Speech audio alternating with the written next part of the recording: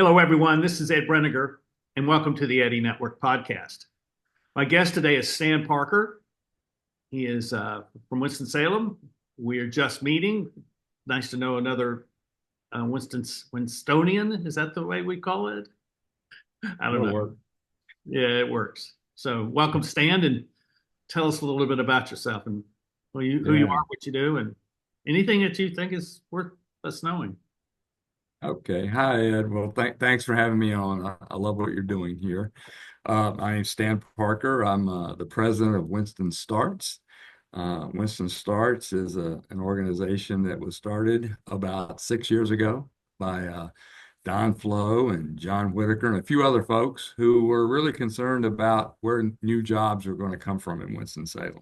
Hmm. We have quite a history here of entrepreneurship, and with some of the companies like Reynolds and Wachovia and Haynes and Piedmont Airlines. And, so how do we get that back and that spirit of entrepreneurship? And some folks went around the country and studied some different models that help start up businesses. There's all kind of ways to do that. There's these ecosystems, believe it or not, incubators, accelerators, studios. And we ended up creating our model, which essentially is to support founders of scalable businesses that can grow up beyond, Main Street, that they already had a little bit of traction, if you will, maybe some sales. They formed a company or they've gotten some positive feedback from customers on a beta or prototype. They had a presence here in Winston-Salem. And there was a couple other things, but if they would be good candidates for us. And the way we help those folks is that we provide some wonderful space here in downtown Winston-Salem. We've got about 35,000 square feet, 500 West 5th Street. We're on the fourth and fifth floor. So co-founders come in, they get workspace, conference rooms, Wi-Fi, mail service, copiers. We got a couple of kitchens, video conferencing capability. Just great facility to just walk in and plug in. Our secret sauce is mentors. We have over 100 mentors who volunteer their time to help these startup companies. They come from a wide range of industries, different functional areas. And so we just try to match those mentors up with what the founder needs. And as a founder, you can have one mentor, you can have 10 mentors. We just want to meet you where you are with what you need when you need it. Um, Founders can be in here. This is probably something very different. They can be here if they choose up to 42 months. So it's not a typical cohort 12-week program. It's just not enough time. Those are good programs, but that's not enough time for a founder to, get in, get some learning. They'll pivot, the term pivot. They'll change their business a little bit based on learnings. We give them a long runway, 42 months if they want to be here. The mentor support, we do some educational programming. We do some networking. We don't invest, but we can get them in front of investors. We prepare them for that and get them in front of investors when they're ready. So we've been at it about 6 years. We're in our sixth year. We've helped about 91 companies.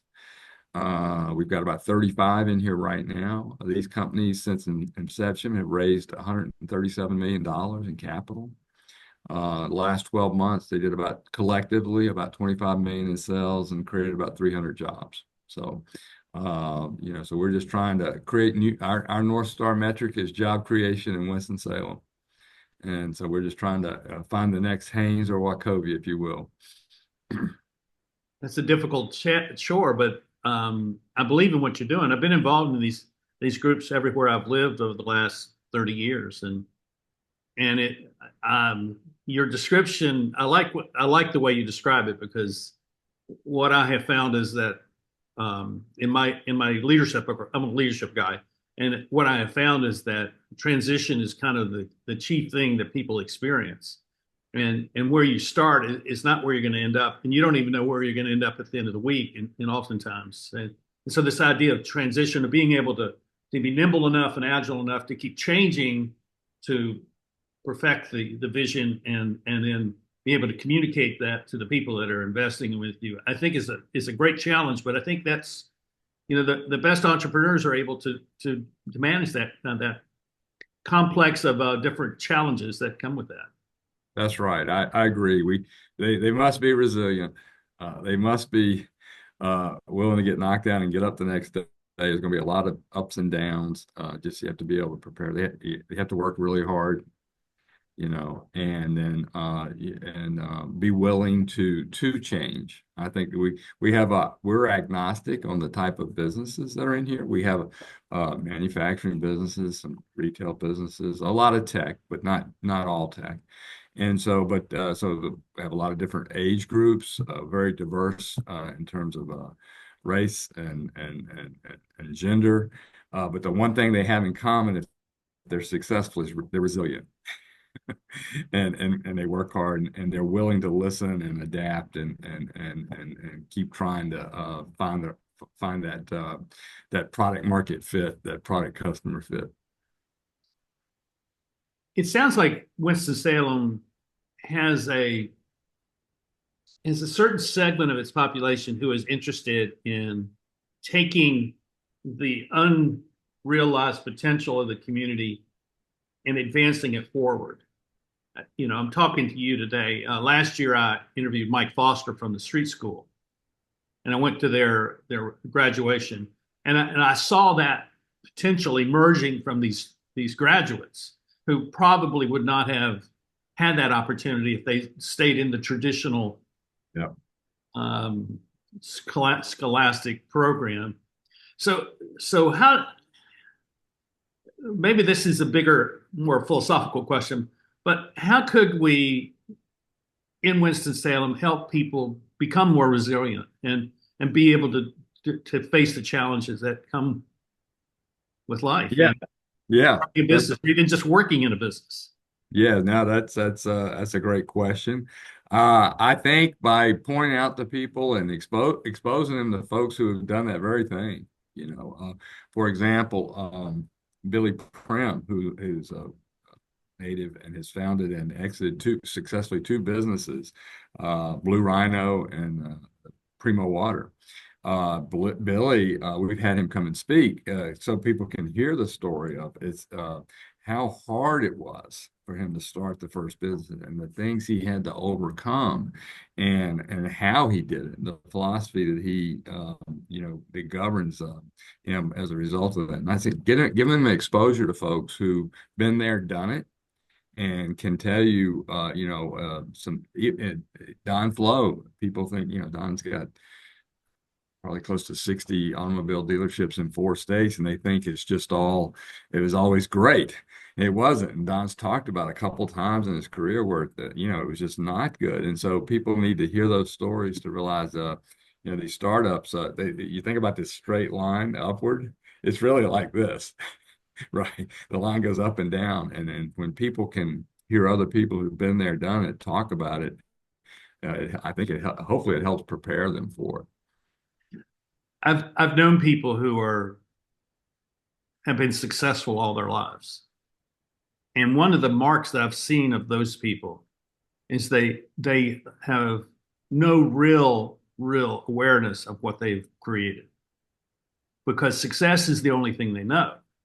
But when you've struggled and you've failed and you've fallen and you picked yourself up and you started over again, you have an appreciation, you have a sense of what is it that I need to do today that you don't get if everything has been easy. Yeah, I think that's right. And I think those folks don't spend a lot of time looking in the rearview mirror, right, about all the accomplishments. They're looking forward every day, and they're just wired that way. And not everyone is meant to be a startup entrepreneur. And so Right. we try to make sure when we're talking to someone that it's hard to know, but it's not for everyone, and that you're going to have to be able to. We like to look at folks who are coachable, who are resilient, who maybe have had struggled a little bit and succeeded, because I think it's like it's iron. Uh, but I think most successful people probably had some times in their life when they weren't, and it shaped who they are, and they have a real philosophy about how they go about living their lives and managing their businesses. So someone that's watching our conversation and listening to this, who is never thought of themselves as an entrepreneur or a starter person. They've always worked for someone, worked in a business, but somewhere in the back of their mind, they have something which is itching them. It's an itch. Yeah. They got to scratch Yeah. that itch, and they know that to do that, they have to go leave what they're doing and start something. What is it? What's the first thing that someone who's just now beginning to consider starting a business, what is it they need to do? Yeah, I think they need to make sure that they're solving a real problem that someone has. Hmm. It may be a problem that they have, and quite often it is, but you really got to make sure that there's a lot of people that have that same problem, and that you've got a unique solution. You have a solution for them that's different than on the market, and there's really no way around. You don't get this lightning bolt idea. Develop the product and start selling it. You've got to go out and do what we call customer discovery. You got to talk to folks. Start with the customer. Sam Walton's got this old, I've heard this, he said this, someone asked him, well, hey, Mr. Walton, how do you decide what you're going to do? He's kind of folksy guy. He said, well, I just go down to the store. Customers seem to have all the answers. Hmm. Start with folks who you're going to want to buy this to make sure that they what you're thinking about is something they want. It's very fundamental, but often people will skip that part, spend a lot of time and money on something and then go out and try to find out if somebody wants to buy it. I think you got to do the discovery and come back and then be driven, start with Steve Abbott, you start with the customer and then back into the technology. And so that's the key. And it's not this bolt of lightning that, maybe every now and then that happens with founders, but usually it's just a lot of hard work and get some validation of what you're doing. My primary experience at doing this was to write my first book, and I hired a firm to help me to do this. And I had a lot of material in my head, and I knew what I wanted to do, but hiring them to help me identify how to do this was really important. And our point of conflict was over who was the avatar for the book. Who is this book for? And and what they thought was the book is for the CEO or an HR person or a CIO, some title within an organization. And I kept telling them, no, this is not about that. This is not a manual for how to function in a particular role in an organization. This is about leadership as um, as a as an experience of transition in your life. And I said, this book is for people who are in transition. And they said, we don't know how to market to those people. Right. And because they wanted me to market to a small little group. And I think that's valid if you're going to make um, an improvement to a product that has been well known, but now needs an upgrade. And so you have that product because that person needs to have that pump or whatever it may be. But what I Right. was seeing was this was something that everyone could gain value from. And the real key was not who's this for, but how do I, as the author or the leader of this business, connect with them? How do I build a relationship with the audience or with the marketplace so that they see that there's something with me that they want to connect to, that then leads them into saying, oh, well, this is a place I could go and become a part of that. Sure. Yeah. Different frame of reference. And I think, when you go to start choosing partners, you got to make sure you find someone that's going to be aligned with you. And, it's most of our folks actually start out just themselves, maybe two co-founders, but they begin to get a little traction with the product, bring on people onto the team. And you just got to, it's a critical decision. It's an absolute, you just don't want to have the do-overs, whether they're a contract or employee. It's probably one of the most important things they do. Yes, I agree. So, what are you excited about in this? startup space here in Winston right now. I mean, we're at a critical stage in American history, and yet this is obviously the time to go start something. Yeah, it is. And, most, I think this is true. Most, all new net jobs are really coming from startups and small businesses. Corporations are largely, they're restructure and eliminate jobs. So, and I think more than ever, people are starting to realize that, and more than ever, there are resources for folks who want to do that because it is daunting, right? I want to start a business. I got this idea. What do I do? And so there's lots of resources almost in any city of any size, whether it be Winston-Salem or across the state. And they have this entrepreneurial ecosystem, it's called. And there's lots of resources that make up this ecosystem. And I would encourage anyone who's thinking about doing this, reach out to these resources. There are people like Winston Starts and others who can help you. You don't have to do it alone. You're going to be a solo founder for a while, but you're not alone. And just reach out to folks. And what's really interesting in Winston-Salem is, we have a history here of entrepreneurship. I spoke to that. So there is there's financial resources in this town that index higher than you might expect for a town this size.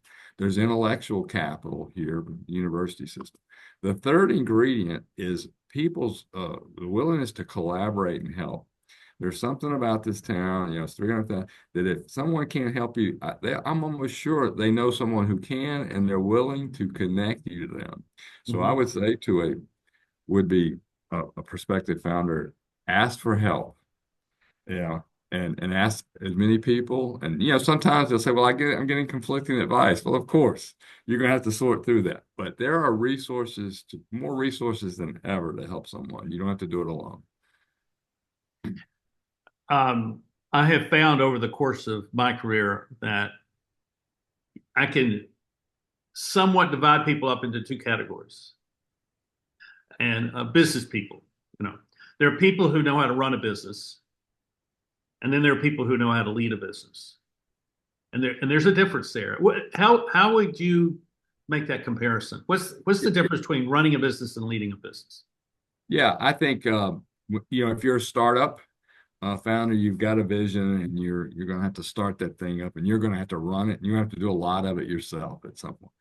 And then this critical transition happens. If you get some traction and start to grow your business, you're going to have to shift modes. And not all founders can do it. And some recognize that and some don't. But where you go to lead versus you're not the doer, you're the leader, you're leading the orchestra. It's a hard transition for folks sometimes. And there's no magic. At some point, it just happens. I don't know revenue size or number of employees, but it happens. If your wishes come true and you're successful and you grow, you're going to have to make that shift to leadership. And it's difficult. Les McGowan, who has written a couple of books I love, I think initially he saw it as one book, but it was just too much. The first book was called Predictable Success. And there's a life cycle of a company from when the visionary, and then you go through and the ability to get to the next stages, and the optimum stage is called predictable success, is the ability for the founder to make that transition to being a leader. And then the second book was called The Synergist, and that really has to do with the different work styles you need to be able to integrate into the business. You need a visionary. He has 4. Visionary, operator, processor, and then the fourth style, which is the leader, is the synergist, the one who can get everybody to those different work styles to work together. And so there's different people have different names for these things, but essentially you got to rise up and become the synergist versus being an operator every day.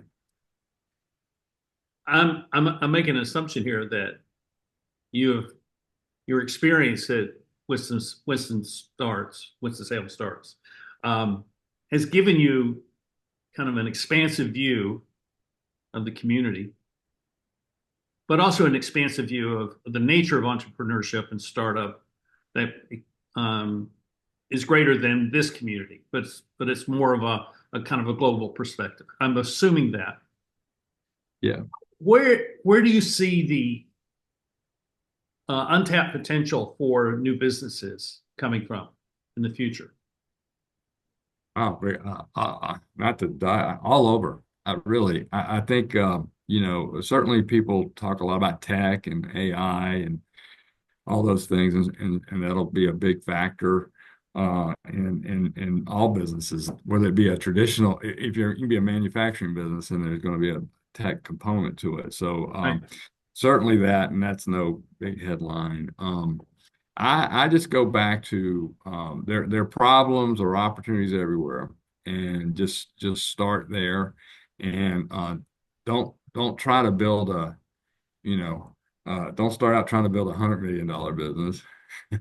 Start out just trying to find some early adopters to buy whatever it is that you're doing, and then build from there. I think it's when I think back to the stories about Apple and Steve Jobs, and they're sitting there in his dad's garage. I don't think they were thinking about what it is now. You can't, and so don't worry about that.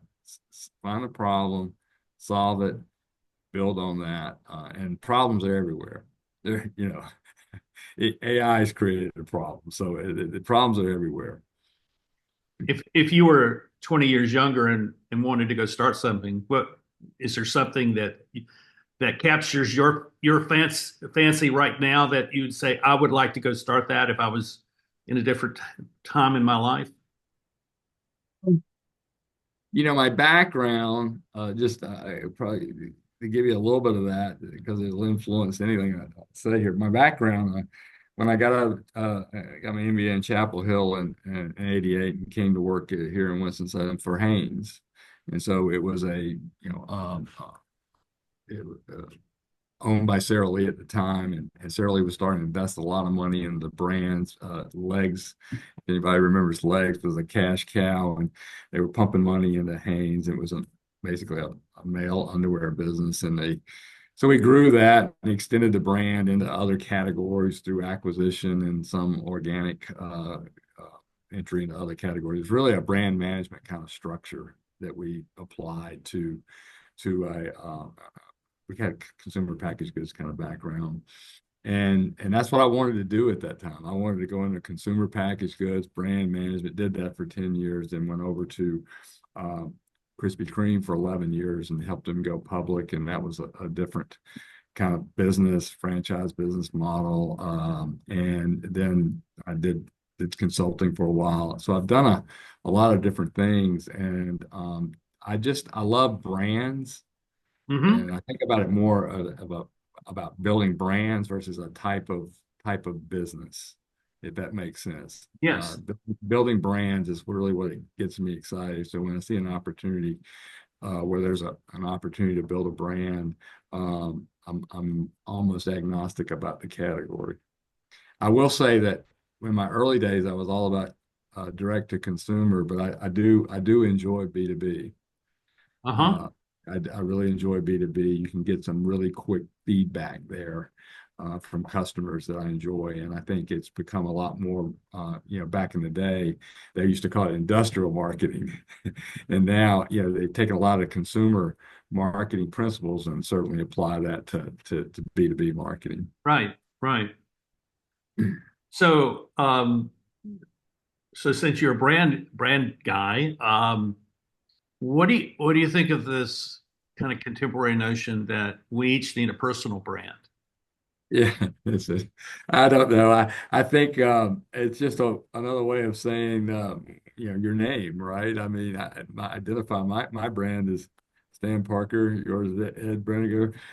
That's our brand, and then really what becomes is how people know you, no different than a brand, So I think it's just a different way of thinking about yourself. There's a lot more, people are applying brand strategy principles to themselves. If you're a consultant or a content creator, there are a lot more individual businesses now, and so applying branding strategy principles to it makes sense to me.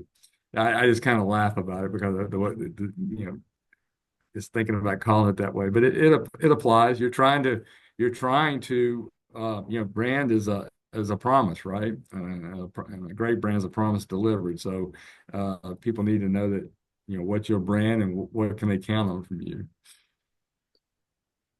And if your name is your brand rather than some kind of representative term, like, I don't know, you're the bear or something, something like that. Right. Um, then you really have to be very self-aware of who you are, because every time you walk out the door, pick up the phone, send an email, your brand is on trial.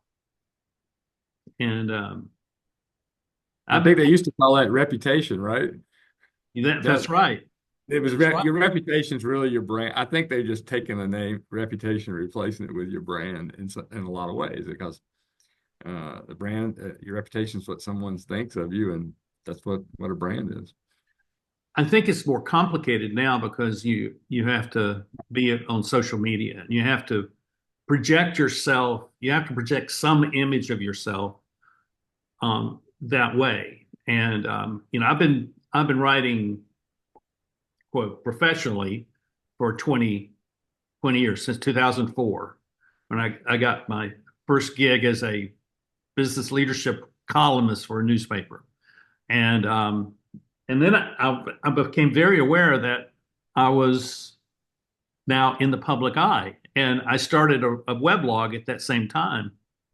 And I didn't understand anything of what I was doing, other than I knew what I was doing. I knew what I was writing. It's like I didn't have any sense of the bigger picture of who I was as a person fitting into this world that was now kind of beginning to emerge. Just right when smartphones were happening, and at one point, I got an email from this guy in California who tracks these kinds of things, and he says, "I want you to know that your weblog is ranked 35. It's the top one of the top 100 or top 50 leadership weblogs in the world." I said, "Really?" I didn't have any sense of that Right. from the public's appreciation of me. So where I'm going with that is, to me, it seems like the trick today is the authenticity of your relationship to people, rather than somehow manipulating the numbers to make you look good. Yeah, I would agree. I do a lecture. I've done a lecture down at Chapel Hill about personal branding, trying to relate these brand strategy concepts to an individual. And there's just so many more ways for people to know you now.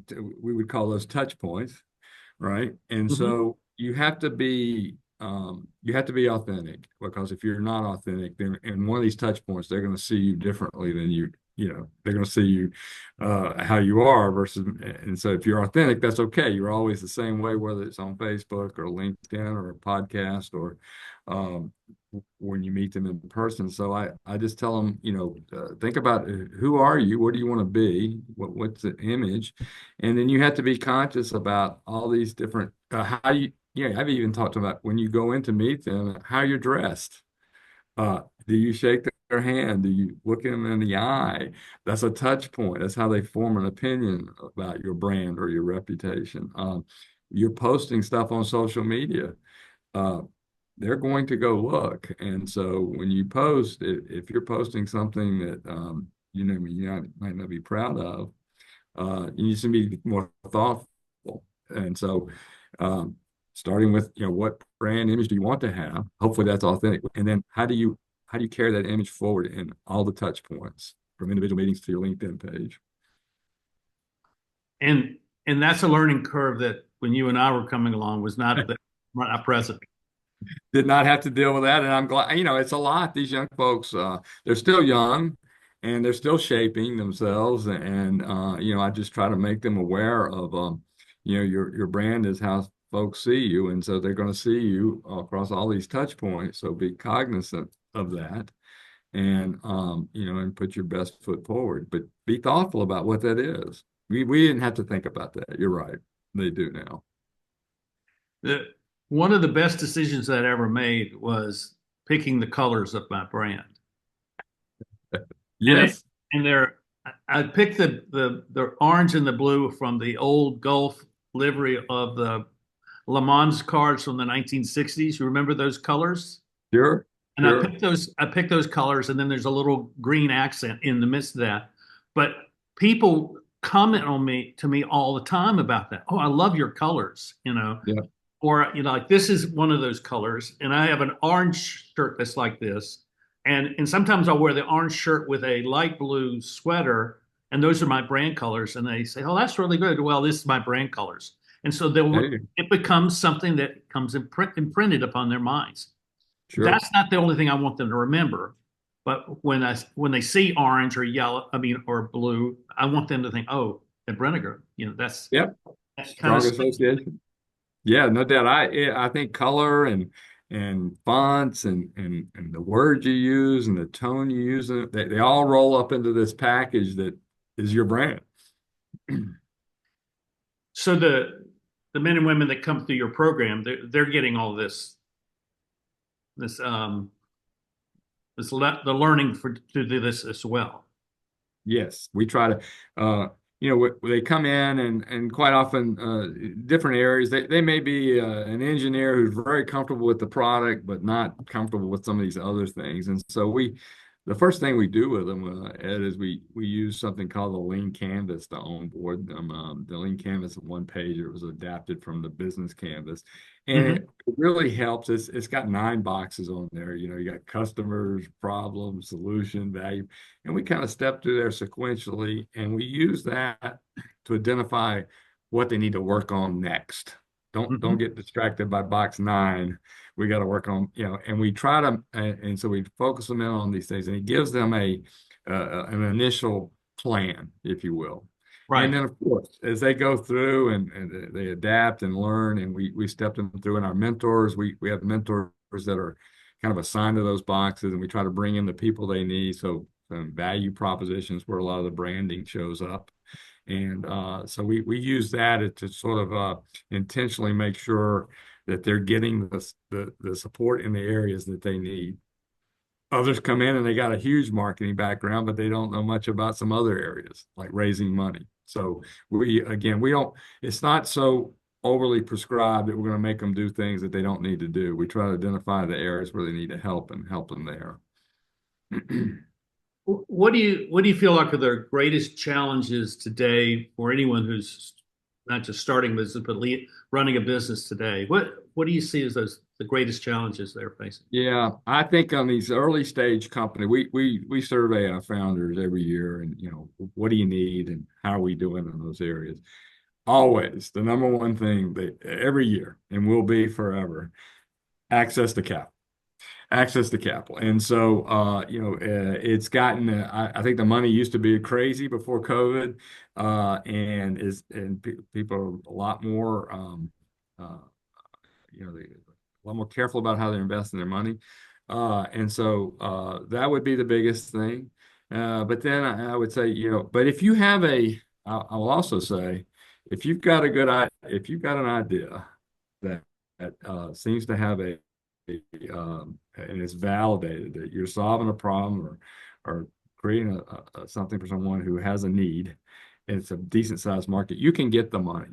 You just have to demonstrate that's the validation part, that you've got customers out there willing to pay you. People will give you money. After that, I think it's being able to be focused, like a laser on the business, and then continuing to get those early adopters, iterate your product as needed, but access to money, focus, and then the challenge will be, you mentioned it earlier, as you start to get some traction and bringing on the team and letting people do the thing you hired them for, can you make that transition to become more of a leader when you're starting to scale the business? This might be 3, 4, 5 years in before that happens. Um, I'm curious about all this because I've been around all these guys that started businesses and have failed to get their businesses to a point of stability. So I've seen all this before. So let me ask you this. So you have people here in Winston-Salem who are doing startups. Are they seeing that this business is for the local area? Or are they seeing that this business is starting here, but they really have, say, a national scope or even a global scope to what they want to do?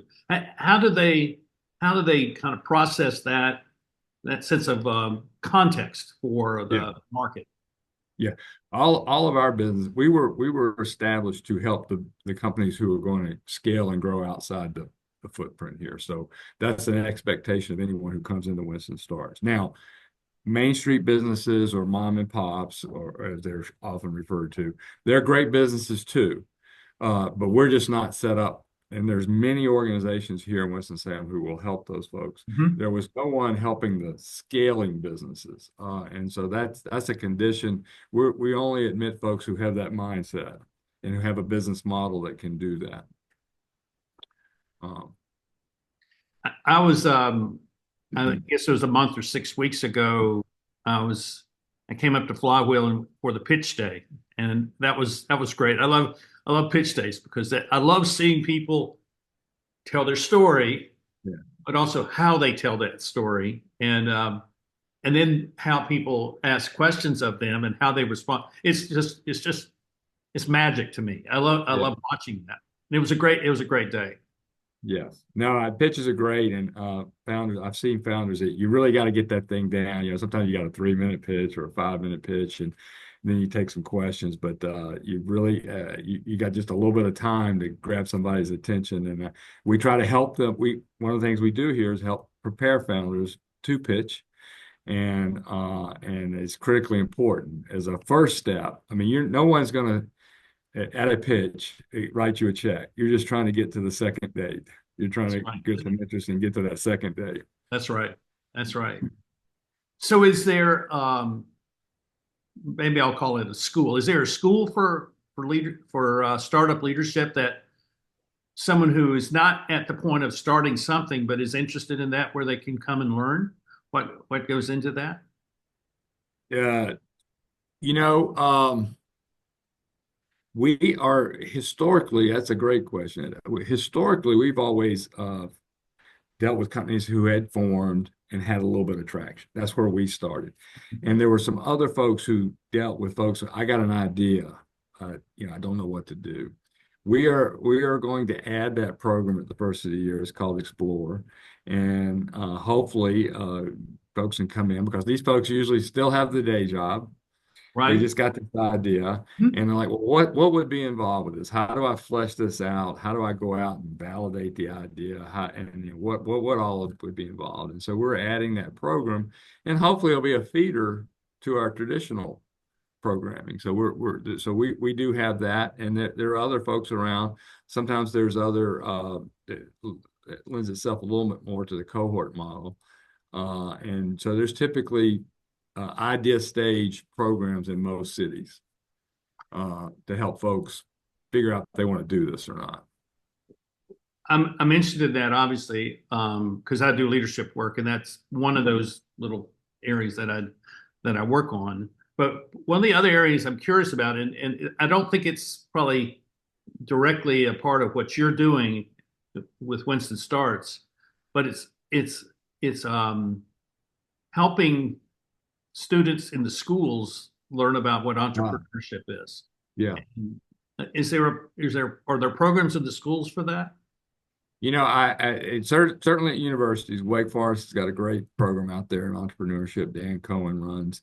I think, I know down at Chapel Hill, Ted Zoller does a great job down there. He was early stages and stuff. He's been at it for 20 years. Uh, I know Forsyth Country Day has a program. They'll bring folks over and we'll spend a little time with them. Um, I'm aware there is some. I would say it's probably spotty though. Yeah. Most universities, High Point University just announced that they're starting an entrepreneurship school. And Leanne Flanders Steck is going to be the dean of that. She's been in this space for a long, long time. So I think schools are starting to recognize that it's critically important. Not everybody's going to go to work for Microsoft. and that is a real opportunity. And I think as it's been studied, there are some ways to teach it and improve some stages you just got to go through and things you need to do to improve your chances. And so it lends itself to a curriculum. You still got to go out there and do it. But it does lend itself to you can have a better chance if you kind of have an idea of how to go about doing it. Well, when I first was introduced to this whole thing, one of my initial reactions is this is what elementary school needs to be doing. They need to teach how to Yeah. concept.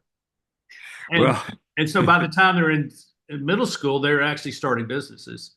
I had the opportunity, I think it was 2017. I was in Vienna at a conference, and some high school students came up to me. I was talking to this guy from the UK, and we were having lunch and standing at a high top table. And these three young women came up from this high school there in Vienna, and they wanted to know who we were. It's a leadership conference, and wanted to know who we were. And we kind of described that, and then because I asked questions, I said, "So who are you?" And they're going to a business high school there in Vienna. And I said, "Well, I'm going to be here all next week. Why don't you invite me to come to the school? I'll be glad to give a talk." yeah. And so the young girl gets on the phone, calls her teacher, who's somewhere else in the building. She says, "Okay, let me call the headmaster." She calls the headmaster. The headmaster says, "Well, if you think so." I mean, this wouldn't happen here like this. And so that was Friday afternoon. Monday morning at 9, I show up. I meet with the whole faculty for half an hour. Then they take me to a classroom where the kids are learning to create digital businesses. Uh-huh. And they're actually creating these digital businesses. And then I go and give a talk for an hour to about 120 students. Just remarkable. But what I saw there was they were not just starting their individual business; they were collaborating and learning how to collaborate and work together Yeah. as students.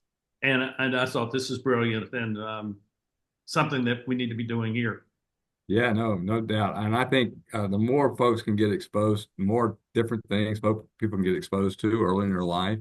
They may not have an idea that this was even like you could do this. And so just getting exposure to it and getting to work with other folks is invaluable, right?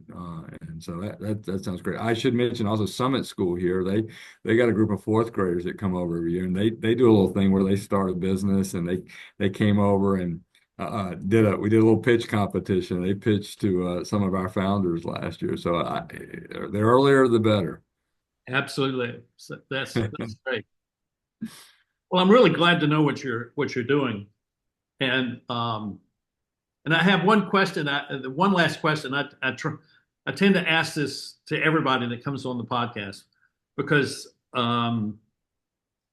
it always is a difficult question to ask. But what I'm interested in is, what is your hope for the future? Do you have hope for the future? And what is that hope? And can you describe that? That's a great question. I'll take a shot at it. Please. There's um, it's easy now, I think, current times to get frustrated and scared. But I believe with all my heart that there's mostly good folks out there, and that my hope is these folks will step forward and continue to be good people and be actively good people and not get discouraged and give up. And I think they will.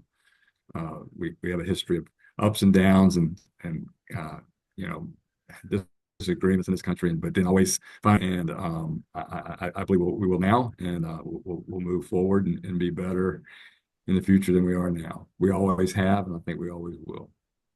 I totally agree with you. I see the hope residing in the people who, That's um,